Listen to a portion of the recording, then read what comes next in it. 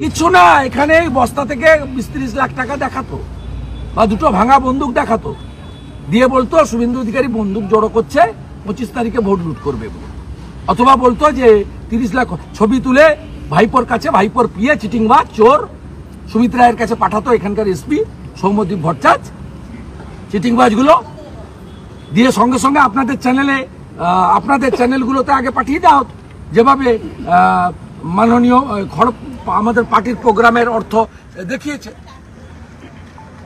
Actually তো কিছু করতে পারবে না, খালি হাতে গেছে এখান থেকে।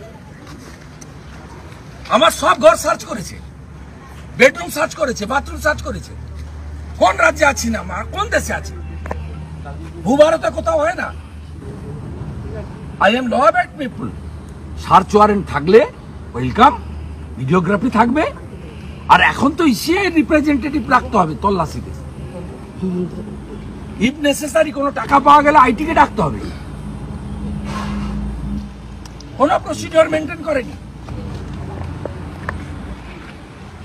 এর উত্তর 25 তারিখে আর 1 জুন বাংলার জনগণ দেবে।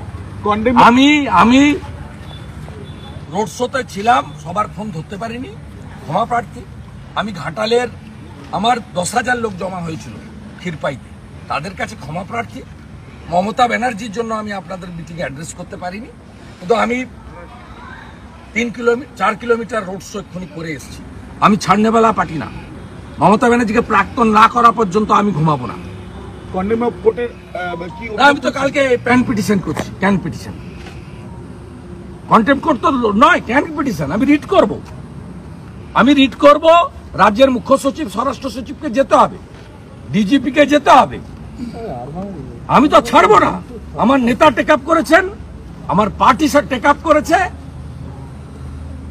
আমার সঙ্গে আমার অভিভাবক স্বরাষ্ট্রমন্ত্রী, যাকে দেখে আমি ভারতীয় জনতা পার্টিতে যুক্ত হয়েছি, তিনি একাধিকবার খোঁজ নিয়েছেন, আমার সঙ্গে কথা বলেছেন।